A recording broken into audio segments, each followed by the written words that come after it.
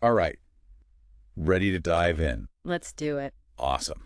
Today we're taking a deep dive into some powerful vocabulary that can really level up your English. Yeah, we're going to be exploring 30 words, actually. That's right. 30 words that come straight from the Oxford 5000. Yep. Specifically words 811 to 840 from group 28. So if you're following along at home, You can check it out. And trust me, some of these are trickier than they might seem at first glance. You ready to unpack them? absolutely ready when you are. Okay, so let's kick things off with the word gear. What comes to mind when you hear that word? Well, I immediately think of equipment. You know, the specific tools and stuff you need for a particular activity. Yeah, that makes sense. Like a hiker needs gear for the trail, right? Exactly. And a musician needs their gear for a concert. A chef needs gear in the kitchen. Right. It's all about having the right tools for the job. So, you could say something like, make sure your hiking gear includes a compass and a map, for example. Right, or the band's gear was delayed, so the concert started late. Yeah, or a chef's gear includes high-quality knives and durable pots and pans. Things like that. I love those examples. Yeah. Okay, moving on. Let's talk about gender. This is a word that's become, really important in conversations about identity in society. Yeah, it is. And, it can be a tricky one because gender refers to the roles, behaviors, and identities we associate with being male, female, or somewhere in between. It's not the same as biological sex, which is about physical characteristics. That's a really important distinction. So, like phrases like gender equality or gender identity. Exactly. Those are becoming more and more common. Many societies are challenging traditional gender roles, for example. Understanding gender identity is crucial for fostering inclusivity. Right. Or even, it's important to respect everyone's gender pronouns. I think for English learners, that distinction between sex and gender is something that it can be a little tricky. Yeah, it can. So thanks for highlighting that. Okay. Let's delve into the world of gene now. A word that's all about, our biological blueprints, right? It is. Think of a gene as like a tiny instruction manual inside each of your cells. It determines your traits, from your eye color to your height. And even your, predisposition to certain health conditions. It's amazing how much information is packed to these tiny little things. Right. It's fascinating. And so you might say something like, scientists are discovering new genes linked to diseases. Or genes play a significant role in determining a person's physical characteristics. Yeah, or genetic testing can reveal your ancestry and potential health risks. Okay, so from the very specific, like a tiny gene, let's zoom out to something very broad. The word generic. Okay, so with generic, think about something that lacks, unique or distinguishing features. Okay, like what kind of thing? Imagine a plain box of cereal, right?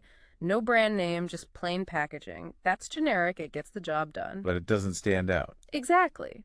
So you might hear someone say, the store brand is a more generic version of the name brand product. Or the movie's plot was pretty generic. I'd seen it all before. Yeah, or she gave a generic response, avoiding any personal opinions. Okay, that makes sense. And sometimes it feels like generic has almost like a negative connotation, like it's ordinary or unoriginal. Yeah, I see that. Okay, now let's move to genetic. Is it safe to say it's all about those genes we were talking about? You got it. Genetic is the adjective form of gene. So if we talk about a genetic predisposition to a disease, we're saying that your genes, make you more likely to develop it. Right. For instance, scientists are studying the genetic factors that contribute to certain cancers. Or genetic testing can determine the likelihood of passing on certain traits to your children. Right. Or, genetic engineering is a field with both exciting potential and ethical considerations. Okay, that connection between gene and genetic is like a helpful reminder of how words in English often build on each other. Which actually leads us perfectly to genius. Genius. Yeah, that quality we often think about with brilliant minds like Einstein or Mozart. Yeah, it's that exceptional intellectual ability, creativity, or originality that spark that, like, allows someone to see the world differently. Exactly. It's about making groundbreaking contributions. So you could say something like, her latest invention is a stroke of genius. Right. Or Einstein's theory of relativity was a work of pure genius. Yeah, and he has a genius for solving complex problems. I think we all secretly wish we had a bit more genius in us, don't we? Maybe. Maybe. But, okay, from the brilliance of genius, let's shift to a much darker topic. Genocide. Yeah. This is a term that carries, immense weight and sorrow.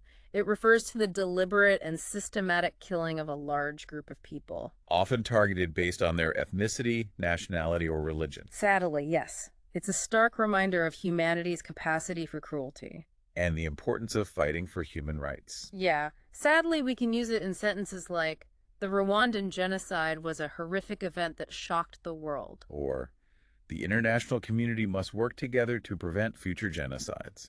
And even the term genocide was coined to describe the atrocities committed during World War II. It's a word that we should never forget, and a reminder of the importance of, tolerance and understanding. Okay, let's move on to something more positive. Yeah. Genuine. Okay, so with genuine, think authentic, real, the opposite of fake or artificial. Could be a genuine diamond. A genuine smile. A genuine desire to help others. So many examples. Like she has a genuine passion for music. Yeah. The painting was verified to be a genuine Van Gogh. Or, I felt a genuine connection with him the moment we met. I love that one. And I'm guessing genuinely just kind of takes that feeling a step further. Yeah, genuinely is the adverb form, so it emphasizes that sincerity, that genuine action or feeling, like, I genuinely appreciate your help. He was genuinely surprised by the news. Right. Or, she apologized genuinely for her mistake. It's that extra layer of authenticity that just makes all the difference. Speaking of authenticity, let's talk about gesture. So gesture is all about nonverbal communication. Yeah, like a wave hello. A thumbs up. Or even a nod. Exactly. Gestures can convey emotions, intentions, even cultural norms. They can. It's fascinating how much we can say without actually using words. It is. So, for example, he made a gesture of apology by bowing his head. Her warm smile was a gesture of friendship. And, in some cultures, it's considered rude to point with your finger. Interesting. Okay, let's turn our attention to gig. A word that has, like, a distinctly modern feel to it, I think. Yeah, I agree. Gig is often used to describe a temporary job or a one-time performance. We hear it a lot in the music industry. Yeah, like bands and musicians playing gigs at clubs or festivals. Exactly. Like the band landed a gig at a popular music festival. Was working a few gigs to make ends meet. She got a gig writing articles for an online magazine. It's a fun word. Yeah. Okay, ready to take a quick glance at the next word? Let's glance at it. All right, so what is a glance exactly? A glance is a quick, fleeting look. You're not really focusing your attention on something for very long, just a brief look. Okay, so like, I glanced at the clock and realized I was late. Exactly. Or she glanced at her phone to check for messages. He glanced at the headlines but didn't have time to read the entire article. Yep, perfect examples. Now this next word, glimpse, feels pretty similar. Is there a difference? There is a subtle difference. A glance is the action of looking quickly, while a glimpse is the brief view itself. Okay, so you catch a glimpse of something. Right, and it's often fleeting and incomplete. You might say, we caught a glimpse of the celebrity as she drove past. The documentary gave us a glimpse into the lives of refugees. Or he had a glimpse of his future, and it filled him with hope. It's subtle but important. Okay, let's zoom out again and look at the big picture with globalization. What comes to mind with this one? Globalization, well, it's this complex process that has reshaped the world, really. Yeah, it's all about the increasing interconnectedness of countries through trade, technology, and cultural exchange. Right. It's brought both benefits and challenges. The world's more integrated, but also more competitive now. Definitely. We hear it in sentences like, Globalization has made it easier to communicate with people around the world. The company is expanding its operations in response to globalization. And even the impact of globalization on local cultures is a topic of debate. Yeah, it's definitely a big one. Huge. And speaking of the world at large, let's talk about globe. When we say globe, we're talking about the Earth as a whole. It's a reminder that we all share this planet. It is. Environmental issues affect everyone on the globe, for instance. Right. She pointed to her country on the globe. Or, the company has offices all over the globe. Love it. It's a powerful image, you know, that little globe representing our big, complex world. Okay, let's lighten things up with glorious. Glorious. Think magnificence, beauty, praiseworthiness. It evokes joy, pride, awe. Like a glorious sunset, a glorious victory. A glorious piece of music. You might say the orchestra played a glorious symphony. We spent a glorious day at the beach. Or the team celebrated their glorious victory. I can almost hear the fanfare. Now, glory. How is that different from glorious? Good question. So glory is the state of being glorious. Okay, it's like the culmination of all those praiseworthy achievements. Reaching the pinnacle. Exactly. For example, the athlete basked in the glory of her Olympic win. The soldiers fought for the glory of their country. Or the ancient ruins are a testament to the past glory of the Roman Empire. Powerful stuff. Mm-hmm. Now, let's shift to golden, a word that just shimmers, you know. It does. It can be literal, like the color of gold, but it often has a more figurative meaning. Yeah, like something precious, valuable. A golden opportunity. The sunset cast a golden glow over the city. Or she received a golden opportunity to advance her career. And the company's golden years were marked by innovation and growth. That's a good word. Okay, let's talk about a word that embodies kindness.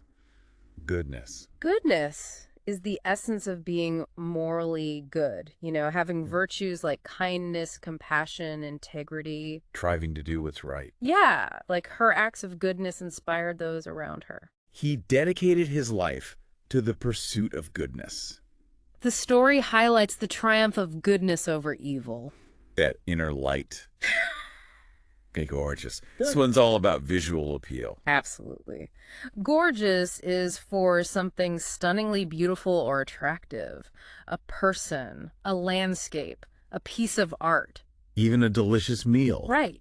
Like, she looked gorgeous in her new dress. We marveled at the gorgeous mountain scenery. The chef created a gorgeous dessert platter. Makes you want to see it. Okay. From beauty, let's transition to something more about structure. Governance. Okay. Governance refers to the process of governing, whether it's a country, a company, or a small organization. It's about the systems in place. The rules, processes that guide decision-making. Exactly. Good governance is essential for a stable society. The company's governance structure needs to be more transparent. The organization's governance model is based on democratic principles. It's all about how things are run, basically. And speaking of leadership, let's talk about governor. Who's a governor?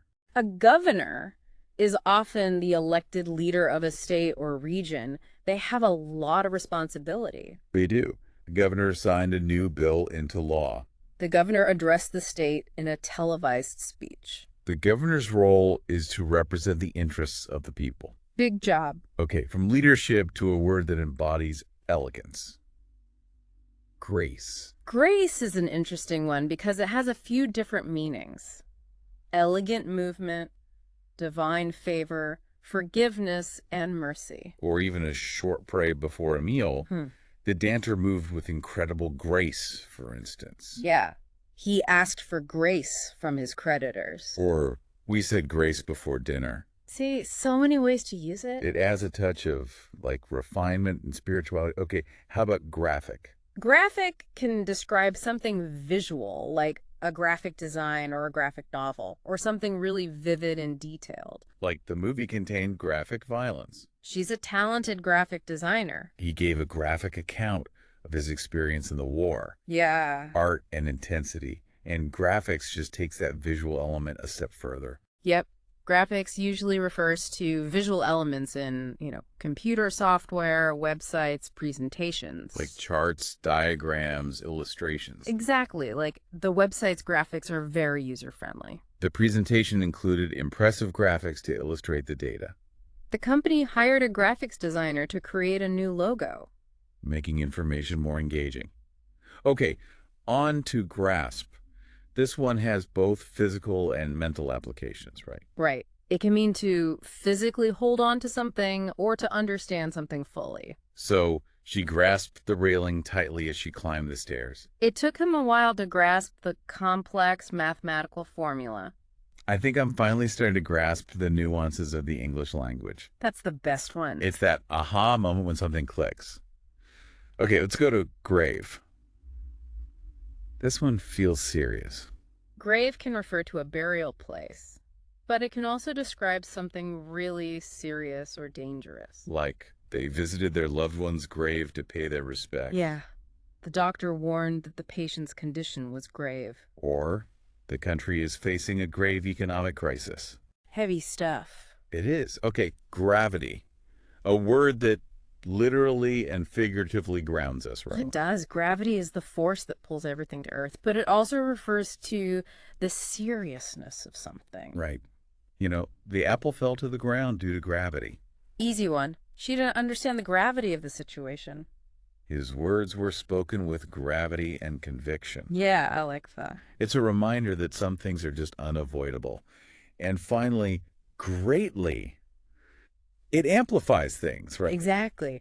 Greatly is an intensifier. It adds weight to an adjective or a verb. Okay, so I greatly appreciate your help. Yeah. The new policy will greatly benefit the community. Her performance was greatly admired by the audience. You got it. It emphasizes the magnitude of something. And there we have it. 30 words, each with its own shades of meaning. What a deep dive. It was. Remember, the best way to master new vocabulary is to actually use it. So true. Try using these words in your conversations and writing. You'll be surprised how quickly they stick. Absolutely. Thanks for joining us on this deep dive into the amazing world of English vocabulary. Keep those words flowing. I will. You too. But will.